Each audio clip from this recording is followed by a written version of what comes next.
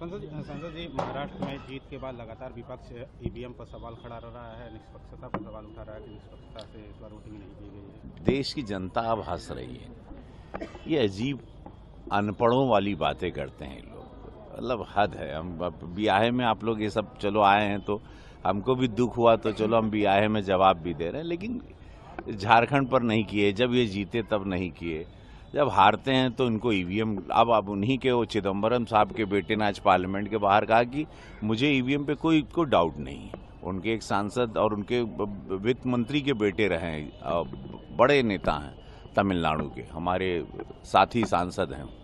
उन्होंने कहा हमको नहीं, जिसको होगा ईवीएम पर। मतलब ये सब अब इसी वजह से लोग हार रहे हैं। देखिए, यही बचकानी बातें जब आप करोगे तो आप बकलौल टाइप के लगे, हम लोग बोका भी कहते हैं, ये सब बोका टाइप का बात है कि मेच्योरिटी अब राजनीति का लेवल यशस्वी प्रधानमंत्री मोदी जी ने इतना लंबा खींच दिया है कि इस तरह की बचकानी बातों से बचना चाहिए। तब आप हार का सामना, आप कांग्रेस की जो हार हुई, हम लोगों का स्ट्राइक रेट देखिए भाजपा का क्या रहा, इन लोगों का क्या स्ट्राइक रेट रहा, ये लोग किस लेवल पर चले गए हैं। अब ये खत्म हो जाएंगे। मतलब ये जहां भी कांग्रेस, मोदी जी सही, जहां भी कांग्रेस जिसके साथ भी जुड़ती है इसको लेके डूबती है।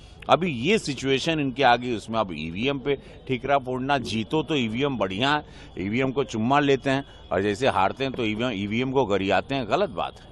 क्या लग रहा है, महाराष्ट्र में मुख्यमंत्री को लेकर तमाम दावे किए जा रहे हैं और संघ और बीजेपी की पहली पसंद डिवीजन। देखिए, हमारे गृह मंत्री अमित शाह जी ने बहुत पहले क्लियर एक प्रेस कॉन्फ्रेंस में कह दिया था कि तीनों पार्टी बैठेंगी, माननीय देवेंद्र फडणवीस जी के साथ, भाजपा का संगठन अजीत पवार के साहब के साथ, एकनाथ शिंदे जी के साथ, और वहां पर निर्णय लिया जाएगा।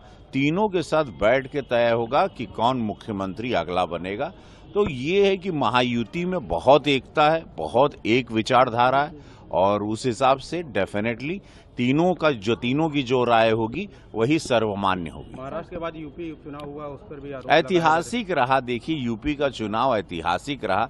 9 में से 7 सीटें बता रहे हैं कि 27 में हम लोग ऐतिहासिक जीत की ओर जा रहे हैं। और बहुत ही ये जो सनातनी जागरूकता आई है युवाओं में, महिलाओं में, बेटियों में, बुजुर्गों में, जो अचानक से एक उछाल आया है उस भावना को लेके जो दबा के रखा गया था, तो वो एक बड़ा काम आया। और यही कि बटोगे तो कटोगे के साथ यशस्वी प्रधानमंत्री मोदी जी का एक है तो हम सेफ हैं, ये बहुत साफ बात जो कभी कोई साफ नहीं करता था, उस साफ बातों का आप रिजल्ट देख रहे हैं कि सबको लगा कि हम लोग ब्राह्मण, पासी, यादव, मौर्य, कुशवाहा ना बने, हम लोग एक रहें, हिंदुओं में बटे नहीं।